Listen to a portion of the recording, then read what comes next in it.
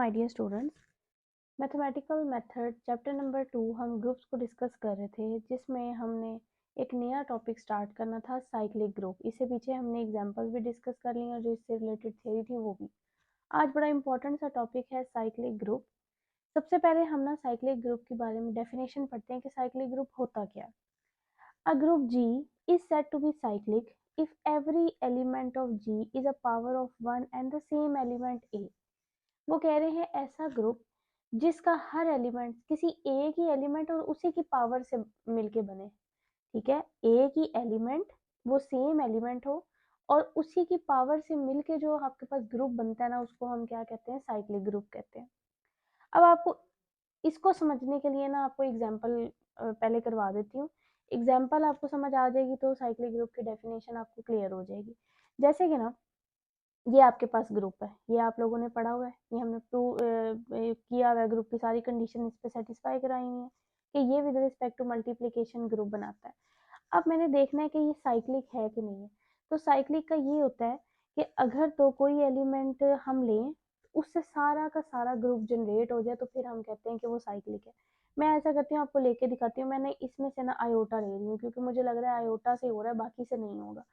Iota ले रही हूँ मैं ग्रुप में से। देखिए, आयोटा की पावर 1 लेते हैं तो आयोटा आता है, आयोटा की पावर 2 लेते हैं तो -1 आता है, आयोटा की पावर 3 लेते हैं तो माइनस आयोटा आता है, आयोटा की पावर 4 लेते हैं तो आंसर क्या आ जाता है, 1 आ जाता है। देखिए, ग्रुप के 4 एलिमेंट थे और चारों के चारों बन नहीं गए हैं। इसकी पावर लेने से आयोटा भी आ गया, -1 भी आ गया, माइनस आयोटा भी आ गया, 1 भी आ गया। यानी आयोटा की ही पावर लेने से, एक ही एलिमेंट है आयोटा, और उसी की पावर लेने से हमारे पास पूरा का पूरा ग्रुप नहीं बन गया। तो इसका मतलब है कि ये साइक्लिक ग्रुप है, क्योंकि ये एक ही एलिमेंट और उसी की पावर से जनरेट हो रहा है। अब आप ऐसा करें, ऊपर डेफिनेशन पढ़े, वहां भी यही बात लिखी हुई है कि a group G is said to be cyclic if every element of G, कि जी का हर element is a power of 1 and the same element A, कि वो उसी एक एलिमेंट और उसी की पावर से सारे ग्रुप के तमाम एलिमेंट अगर जनरेट हो जाए, तो उस ग्रुप को क्या कहते हैं, साइक्लिक। जैसे इस केस में आपको मैंने करके दिखाया है, ये जो आपके पास ग्रुप है, ये आयोटा से जनरेट हो रहा है, क्योंकि हमने आयोटा की पावर्स लेते गए और पूरा का पूरा ग्रुप बन गया, यानी ग्रुप का हर एलिमेंट आ गया। हमने ये कहा है such an element A of G is called generator of G. ये जो एलिमेंट जो ग्रुप को जनरेट कर रहा होता है ना, उसका नाम क्या होता है, जनरेटर होता है। एक ये बात। और उसको लिखते कैसे हैं, अगर कोई जैसे ए जनरेट कर रहा है ना, तो हम लिखेंगे ये जो ग्रुप है ना, ये इस तरह करके ना, आपने ये ब्रैकेट डाल के, और आपने कहना है कि ये ए से क्या हो रहा है, जनरेट हो रहा है। ये इसको लिखने का तरीका होता है। और आगे उन्होंने बताया हुआ है कि if order of A is N, then G is said to be cyclic group of order N, कि अगर ए की पावर एन तक जा रही है ना, जैसे यहाँ देखे ना, आयोटा जनरेट कर रहा था और आयोटा की पावर कहाँ तक जा रही थी, 4 तक। तो यहाँ हम अगर जनरल बात करें कि अगर ए है, उसका ऑर्डर एन है, तो हम जी को साइक्लिक ग्रुप कहेंगे उसी ऑर्डर का। अब ये साइक्लिक ग्रुप है 4 ऑर्डर का, क्योंकि इसने 4 पे जाके पूरा ग्रुप जनरेट किया, यानी 4 पे जाके आइडेंटिटी दी है। यहाँ अगर हम कहते हैं कि एन है ऑर्डर, तो फिर हम क्या कहेंगे कि किस तरह उसको लिखेंगे, कि ये जो ग्रुप है, ये लिखने का तरीका है कि ग्रुप है और ये ए से जनरेट हो रहा है, और कितनी पावर का है कि ए की पावर एन पे जाके वो आइडेंटिटी दे रहा है, यानी इस ग्रुप का ऑर्डर क्या है, एन है। ये जस्ट लिखने का तरीका है। यहाँ मैंने आपको जैसे बताया कि अगर हम यहाँ लिखेंगे तो हम कहेंगे कि जी एक ग्रुप है जो कि आयोटा से जनरेट हो रहा है, और आयोटा की पावर 4 पे जाके वो क्या दे रहा है, आइडेंटिटी दे रहा है। तो ये लिखने का तरीका होता है। ये देखें, जैसे यहाँ लिखा भी हुआ उन्होंने कि एक आई यहाँ बिलोंग करता है जी से, सच डैट के हर एलिमेंट जो है वो आई की ही पावर से बन रहा है, ग्रुप का हर एलिमेंट आई की पावर से बन रहा है। और हम इसको लिखेंगे कैसे, इस तरह के जी है वो एक ग्रुप है जो कि आयोटा से जनरेट हो रहा है, और आयोटा की पावर 4 पे वो क्या दे रहा है, आइडेंटिटी दे रहा है। अच्छा, एक और दूसरी एग्जांपल ले लेते हैं। जैसे आपने ये भी पढ़ा हुआ है कि 1 ओमेगा ओमेगा स्क्वायर, ये भी तो ग्रुप है विद रिस्पेक्ट टू मल्टीप्लिकेशन। अब इसमें ना 1 की तो पावर लेंगे, उससे ग्रुप नहीं जनरेट होता, क्योंकि वो आंसर सिर्फ 1 देता है। अब अगर हम ओमेगा देखें, देखें ओमेगा की पावर 1 लेते हैं तो ओमेगा, ओमेगा की पावर 2 लेते हैं तो ओमेगा 2 ही बनेगा, ओमेगा की पावर 3 लेते हैं तो आपको पता है कि वो 1 के बराबर होता है। जब आइडेंटिटी आ जाता है, उस पर हमने काम रोक देना होता है, और फिर हमें देखना होता है कि क्या ग्रुप के सारे एलिमेंट जनरेट हुए। अब यहाँ देखें, 1 ओमेगा ओमेगा स्क्वायर, ग्रुप के 3 एलिमेंट थे और वो तीनों के तीनों हमें मिल गए। इसका मतलब है कि ये वाला जो ग्रुप है, ये किससे जनरेट हो रहा है, ओमेगा से जनरेट हो रहा है। हम ओमेगा की पावर्स ले जा रहे हैं और हमारा ग्रुप क्या हो रहा है, जनरेट हो रहा है। तो G is a cyclic group generated by omega return as कि जी एक साइक्लिक ग्रुप है जो कि ओमेगा से जनरेट हो रहा है, और हम उसको इस तरह लिखेंगे कि ये ओमेगा से जनरेट हो रहा है, और ओमेगा की कितनी पावर पे वो आइडेंटिटी दे रहा है, ओमेगा की क्यूबिक पे, तो लिख दिया कि omega cubic is equal to 1। अच्छा, अब हमने एक साइक्लिक ग्रुप के रिलेटेड एक बड़ा इंपॉर्टेंट सा थ्योरम है, उसको डिस्कस कर लेते हैं। एवरी सब group of a cyclic group is cyclic. ये बहुत इंपॉर्टेंट थ्योरम है, थोड़ा सा टफ भी है, लेकिन आपने इसको ज़रा गौर से समझना है तो आप लोगों को इंशाल्लाह ताला समझ आ जाएगी।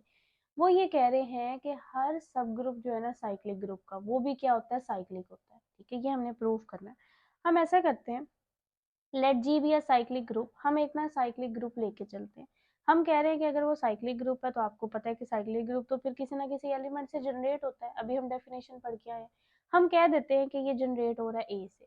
अब हम ना इसकी शक्ल भी लिख देते हैं साइक्लिक ग्रुप की, कि हमने कहा है कि जी ये ग्रुप है जो कि ए से जनरेट हो रहा है, तो ए की ही पावर से जनरेट हो रहा होता है ना, तो हम उसको इस तरह लिखते हैं कि ए की पावर आई लिख देते हैं, कि आई जो है वो सेट ऑफ इंटीजर से लेना है, कि हमने पावर जनरल लिखने का भी आपको तरीका बता दिया कि ना, वहाँ मैंने ए की पावर के का है, ए की पावर एन हो, के हो, आई हो, उसका कोई नहीं है।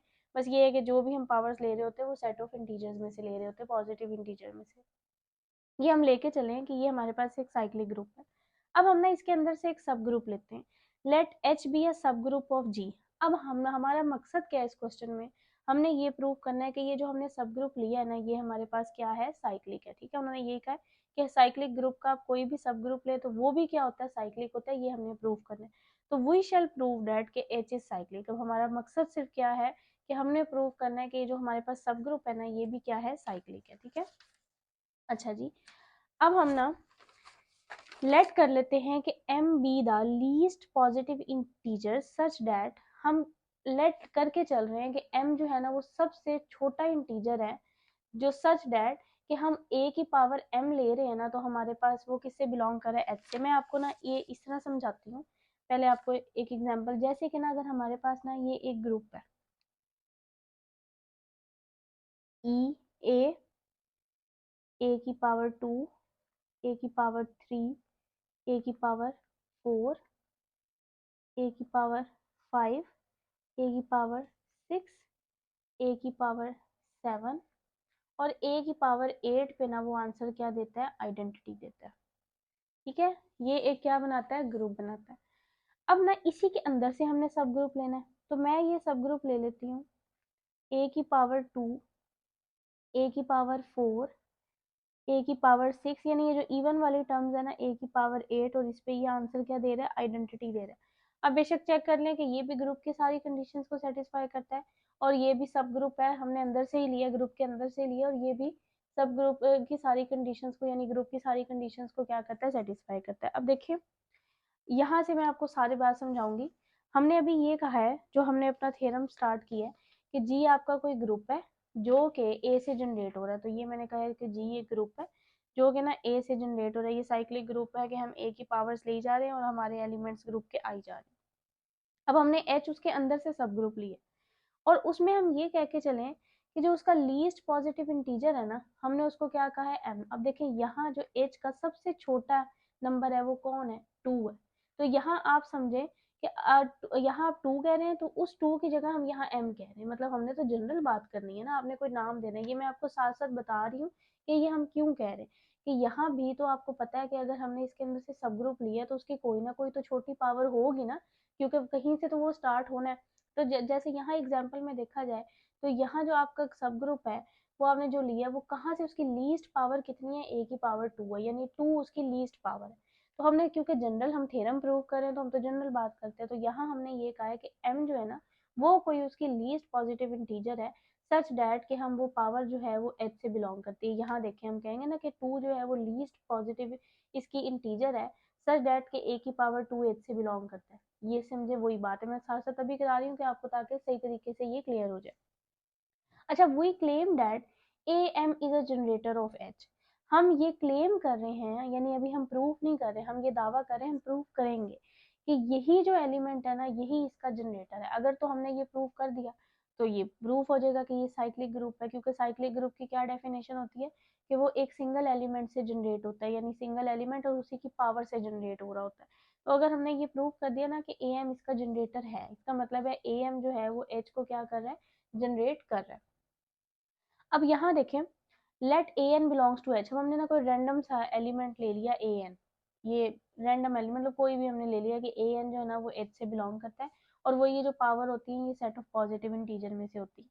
अब क्योंकि हमने ये दावा किया है कि ए एम जो है वो तो जनरेटर है एच का, ये हमने दावा अभी हम लेके चले हैं कि ये चीज है।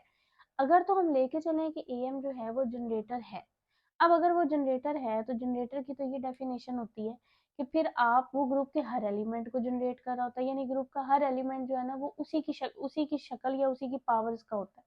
अब यहाँ ना अगर मैं जैसे ये कहूँ आपको एग्जांपल देने के लिए कि जो ए की पावर 4 है ये मैंने एच से ली है ना, ये, और क्योंकि मैंने कहा है कि ये जो ए स्केयर है ये इसका जनरेटर है, इसको सिर्फ आपने साथ कंपैरिजन करके लेके चलना है, क्योंकि ए स्केयर सबसे जो ए टू है वो लीस्ट मैंने कहा है, और जो ए स्केयर है तो फिर वो मैंने कहा है कि वो जनरेटर होगा। अगर मैं ये दावा करके चल रही हूँ कि ए स्केयर जो है वो इस सब ग्रुप का जनरेटर है, तो अगर इसके अंदर से मैंने एच के अंदर से कोई भी एलिमेंट ले लिया, यहाँ मैंने ए फोर ले लिया कि ए फोर एच से बिलोंग करता है, तो फिर जो ए फोर है ना, अगर मैंने कहा है कि ए स्केयर इसका जनरेटर है, तो ए फोर इसी की किसी पावर का आंसर होगा। तो यहाँ देखें, अगर मैं ए स्केयर का स्केयर लेती हूँ तो आंसर वाकई क्या आता है, ए की पावर 4 आता है। क्योंकि अगर मैंने बताया है कि मैंने अगर जनरेटर कह दिया ना कि ये एलिमेंट इसका जनरेटर है, तो फिर इसका मतलब है कि वो जो ग्रुप है ना वो इसी की या इससे या इसी की पावर से बन रहा है। जनरेटर का मकसद यही होता है, अभी हम डेफिनेशन क्लियर करके आए हैं, ठीक है। जनरल देखें तो जनरल में भी मैंने यही बात की है कि अगर मैंने कहा है कि ए एम जो है वो जनरेटर है, तो इसका मतलब है अब मैं एच के अंदर से कोई भी एलिमेंट लूंगी ना, वो या तो ए एम या ए एम की ही पावर से मिलके बनेगा। तो यहाँ अगर मैंने कहा है कि ए एन मैंने एच में से लिया है, तो वो जो है ये जो ए एन है ये ए एम की ही किसी पावर का आंसर होगा, ठीक है। तो ए एन जो है वो हमने अब ये प्रूव करके, अगर तो ये प्रूफ हो गया ना कि ये जो ए एन है ये वाकई ए एम की ही किसी पावर का है, तो ये भी बात प्रूफ हो जाएगी कि वाकई जो एच है वो किससे जनरेट हो रहा है, ए एम से जनरेट हो रहा है। और अगर ये किसी एक एलिमेंट से जनरेट हो रहा होता है तो इसका मतलब है वो कौन सा ग्रुप है, वो साइक्लिक ग्रुप है, ठीक है। अगर हम अब यहाँ क्योंकि हमने m को सबसे छोटा कहा है, और अगर m को छोटा कहा है तो ये जो n है ये उससे तो बड़ा ही होगा, क्योंकि हमने कह दिया कि m लीस्ट पॉजिटिव इंटीजर है। अब हम कोई भी पावर ले रहे हैं तो वो m से तो क्या होगी, बड़ी होगी। अब यूक्लिड्स थ्योरम लगा देते हैं कि अगर ये बड़ी है तो इसको अंदर रखेंगे, m पे डिवाइड करेंगे, तो जब इसको डिवाइड करेंगे ये क्वोशंट आएगा, आपको पता है, फिर यहाँ कुछ रिमाइंडर भी बचता है। तो यूक्लिड्स थ्योरम लगा देते हैं कि there exist unique integers q and r, यानी क्वोशंट और रिमाइंडर, कि हम उसको किस तरह लिख सकते हैं कि n is equal to M Q plus R. ये यूक्लिड्स थ्योरम है कि अगर हम इस तरह डिवाइड करें तो फिर हम उसको किस तरह लिख सकते हैं, n is equal to M Q और प्लस आर, जो रिमाइंडर बचता है। और रिमाइंडर की वैल्यू जो होती है वो हमेशा पॉजिटिव होती है या जीरो हो सकती है, और या इस ये जो जिस नंबर से हम डिवाइड कर रहे होते हैं उससे क्या होती है, छोटी होती है, ये इसकी कंडीशन होती है। अब ये जो आपके पास निकली है ना n is equal to M Q plus R, मैं दोनों तरफ ना इसको a की पावर्स में ले रही हूँ, इधर भी और इधर भी, तो ये आ जाएगी a की पावर n और a की power M Q plus R. अब क्योंकि यहाँ ऐड हो रही है तो मैं इनको अलग अलग कर सकती हूँ, a की power M Q dot a की power r is equal to a की पावर n। यहाँ इस तरह करके लिख सकते हैं a m और ये होल की power q is equal to a r is equal to a की पावर n। मैं यहाँ करती हूँ a की पावर r को इधर ही रखती हूँ, ये जो q है ना इसको उधर जाके माइनस q कर देती हूँ, यानी इनवर्स कर देती हूँ ना, ये एलिमेंट उधर जाएगा डिवाइड होगा और ऊपर पावर जाके क्या हो जाएगी, नेगेटिव हो जाएगी। तो a m की पावर माइनस q और a n, और ये सारा जो एलिमेंट है ना ये h से बिलोंग करता है। कैसे, देखिए अभी हम कह के आए हैं कि जो हमारी a की पावर m है वो किससे बिलोंग करती है, h से बिलोंग करती है। अगर a की पावर m h से बिलोंग करती है तो आप उसकी कोई भी पावर ले लें वो भी किससे बिलोंग करेगी, h से। जैसे कि यहाँ भी यही है कि अगर हमने कहा है कि a स्केयर जो है वो h से बिलोंग करता है, ये लीस्ट है, तो a स्केयर की पावर मैं 2 लूंगी, a4 वो भी h से बिलोंग करेगा। a स्केयर की पावर 3 लूंगी तो वो 6 आएगा, वो भी h से बिलोंग करेगा। यानी अगर a आपने कह दिया ना कि a m बिलोंग कर रहा है, तो ए एम की आप कोई भी पावर लें वो भी क्या करेगा, बिलोंग करेगा। तो इसी तरह अगर ए एम कर रहा है तो ए एम की पावर माइनस क्यू भी किससे बिलोंग करेगी, एच से। और एक आपने पहले ही कहा है कि ए एन हम लेके चले कि किससे बिलोंग कर रहे हैं, एच से। अगर ये दोनों एलिमेंट एच से बिलोंग कर रहे हैं तो इसका प्रोडक्ट भी किससे बिलोंग करेगा, एच से बिलोंग करेगा, क्योंकि एच सब ग्रुप है तो कोलेगियल लॉ सेटिस्फाई होगा। अगर ये चीज एच से बिलोंग कर रही है तो ये चीज तो ए आर के बराबर है, तो ए आर भी किससे बिलोंग करेगी, एच से। अब ना यहाँ एक चीज जो है ना वो थोड़ी गलत आ गई है। कैसे, ए आर भी एच से बिलोंग कर गया, और आर एक ऐसा नंबर था जो कि यूक्लिड्स थ्योरम की जो कंडीशन है उसके मुताबिक ये तो एम से छोटा है। अब ये हो नहीं सकता क्योंकि m को आपने क्या कहा था, आपने लीस्ट पॉजिटिव इंटीजर कहा था। मतलब अगर इस कंडीशन को देखें ना, तो इसमें ये कंट्रडिक्शन आएगी, इस कंडीशन के लिहाज से कंट्रडिक्शन आएगी अगर हम r को m से छोटा लेके चले, कि अगर r m से छोटा है तो फिर तो ये कंडीशन से हो ही नहीं सकती ना कि ए आर जो है वो एच से बिलोंग कर जाएगी। फिर ये कंडीशन, ये मतलब जो हम लेके चले ये नहीं हो सकता, ये गलत होगा। क्योंकि अगर आर एम से छोटा है तो ये कंडीशन नहीं सेटिस्फाई हो सकती कि ए आर एच से बिलोंग करता है। क्यों? अगर वो छोटा है तो हमने कहा था कि ए एम एक ऐसा एलिमेंट है जो कि एच से बिलोंग करता है जिसमें एम सबसे छोटा है, यानी इससे छोटा कोई भी ऐसा एलिमेंट नहीं है जो एच से बिलोंग करता है। अब यहाँ जैसे यहाँ अगर हम बात करें तो मैंने कहा है ना कि A2 जो है वो सबसे छोटा है, तो देखें A2 से नीचे तो कोई और नंबर ऐसा नहीं हो सकता जो इससे बिलोंग कर ले। हाँ, इससे बड़े कर सकते हैं लेकिन छोटे नहीं कर सकते। तो फिर यहाँ ये बात तो गलत होगी ना कि हमने कह दिया कि ए आर जो है वो एच से बिलोंग करता है और आर जो है वो एम से छोटा है। ये बात हो नहीं सकती। इसका मतलब है ये वाली जो कंडीशन है ना, ये तो हो नहीं सकती। तो ये सिर्फ जब भी पॉसिबल हो सकता है जब आर जीरो हो जाए। ठीक है, ये सिर्फ केस जब पॉसिबल हो सकता है जब आर क्या हो जाए, जीरो हो जाए। एम से छोटा ये वाली कंडीशन को सेटिस्फाई कर नहीं सकता। तो फिर ये जो इक्वेशन नंबर 1 है ना, ये सिर्फ कब पॉसिबल हो सकती है, जब हमारा आर जो है वो किसके बराबर हो जाए, जीरो के बराबर हो जाए। तो हम इस तरह करते हैं, इस इक्वेशन के अंदर ना आर की जगह क्या पुट कर देते हैं, जीरो, तो हमारे पास N is equal to M Q आ जाएगा। हम दोनों तरफ वही, अब अगेन ए ले लेते हैं बेस के अंदर, A N is equal to A M Q A N. अब यहाँ क्यू को हम बाहर ले लेते हैं। अब यहाँ देखें, ये प्रूफ नहीं हो गया कि हमने जो ए एन है वो एच से लिया था और हमने क्योंकि दावा किया था कि ए एम जनरेटर है। अगर ए एम को हमने जनरेटर कहा था तो मैंने आपको बताया हमने ये प्रूफ करना है कि हम कोई भी एच से अगर एलिमेंट लेते हैं तो वो ए एम की ही किसी पावर का होगा आंसर। तो यहाँ देखिए हमने प्रूफ कर दिया कि अगर हमने ए एन लिया था एच में से तो ये जो ए एन है वो ए एम की ही किसी पावर से मिलके बना है। तो इसका मतलब है ए एम वाकई ही क्या है, जनरेटर है, एच का जनरेटर है। तो H is a cyclic group generated by A की पावर m। तो H प्रूफ हो गया कि वो साइक्लिक ग्रुप है जो कि A की पावर m से क्या होता है, जनरेट होता है। ये बहुत इंपॉर्टेंट थ्योरम है, इसको आप अच्छे तरीके से कर लें। इसमें किसी को कोई चीज़ ना समझ आए तो वो मेरे से पूछ ले। अल्लाह हाफिज़।